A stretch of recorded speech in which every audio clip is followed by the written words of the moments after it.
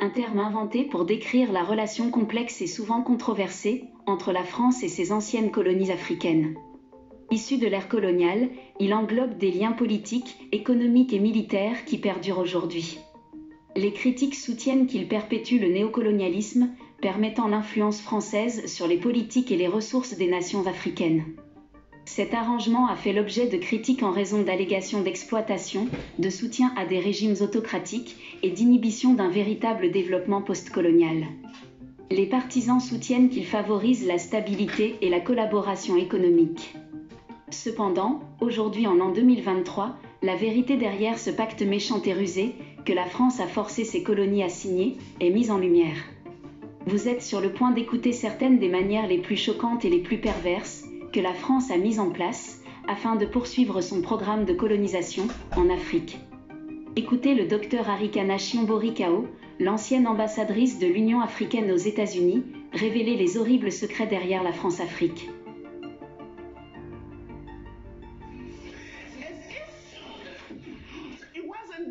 Comme si cela ne suffisait pas, que nous soyons divisés en tout petits pays que nous sommes aujourd'hui, les cadeaux que la conférence de Berlin nous a donnés, une autre chose que la France a faite entre 1958 et 1961, sous le prétexte de nous donner notre indépendance en tant que pays africains, la France a forcé les francophones, et je déteste cette terminologie, il n'y a pas de francophones, d'anglophones, ils l'ont inventé, mais pour les besoins de la communication, je vais utiliser cela. La France a dit à 14 de ces pays, pour obtenir votre indépendance de nous, vous devez signer ce document. Vous pensiez qu'ils auraient pu trouver un meilleur nom pour le document s'appelait « Le pacte pour la continuation », je répète, le pacte pour la continuation de la colonisation. On parle ici de vous donner l'indépendance, mais on leur a dit de signer ce pacte pour la poursuite de la colonisation sous un autre format.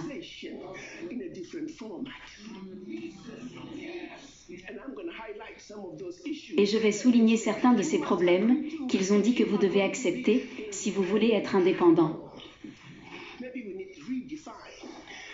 Peut-être faut-il redéfinir le sens de l'indépendance pour les Français.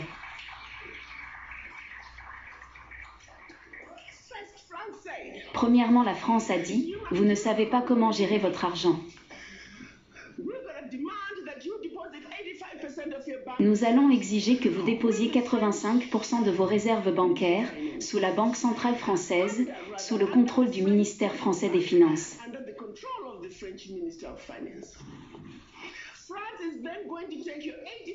La France va alors prendre les 85% de dépôts bancaires de chacun d'entre vous, déposer ces fonds sur le même marché boursier sous le nom français, et vous pouvez ou non connaître les rendements.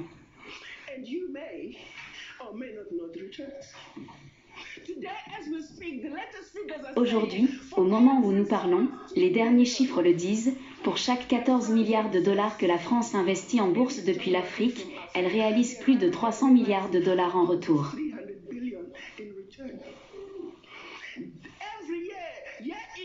Chaque année, année après année, à cause de ces dépôts des pays africains, la France retire de l'Afrique plus de 500 milliards de dollars. Maintenant, essayez de comprendre cela. Pour chaque tranche de 14 milliards de dollars, les retours sur investissement dépassent les 300 milliards de dollars et ils prennent plus de 500 milliards de dollars. Donc, en réalité, la France retire de l'Afrique des milliers de milliards de dollars, année après année, à nous les pauvres, les Africains. Pour en revenir au pacte, si vous souhaitez accéder à une partie de votre argent que vous avez déposé auprès de la France, vous devez soumettre les déclarations financières de votre pays.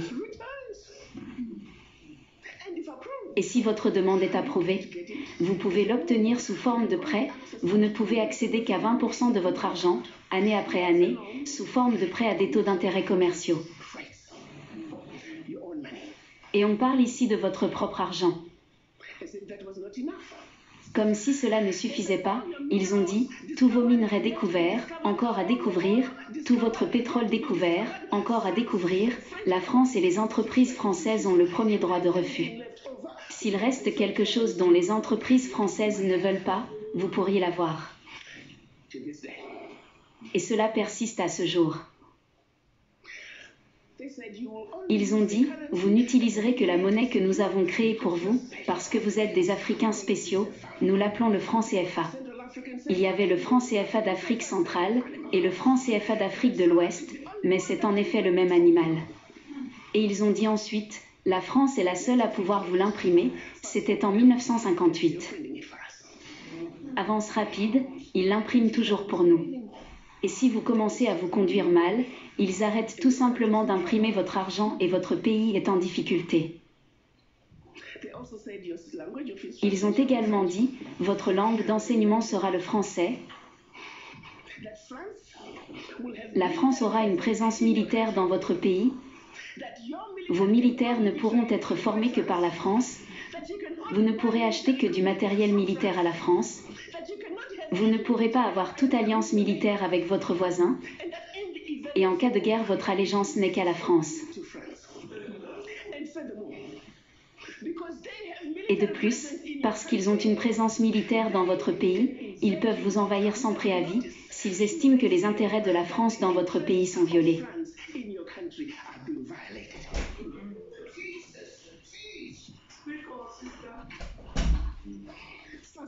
Avance rapide 2019, rien n'a changé.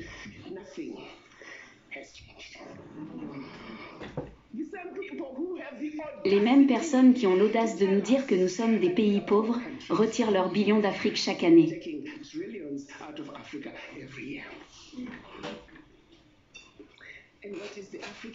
Et que fait l'Africain?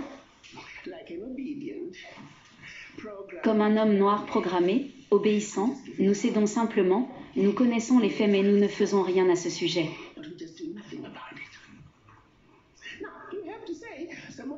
Maintenant, vous devez dire que certaines des craintes sont réelles, parce que si la France qui vous a vendu du matériel inférieur au leur, la France qui a formé les militaires pour qu'ils soient inférieurs à eux, ils sont maintenant dans votre pays, ils peuvent vous envahir, ils ont la permission de le faire. Ils peuvent vous déstabiliser. Les effets durables de la France-Afrique sur les nations africaines sont multiformes. Sur le plan économique, la dépendance vis-à-vis du successeur du franc français, le franc CFA, a limité l'autonomie monétaire, affectant les politiques budgétaires. Sur le plan politique, les liens étroits entre les dirigeants français et les élites africaines ont parfois soutenu des régimes autoritaires, entravant les progrès démocratiques.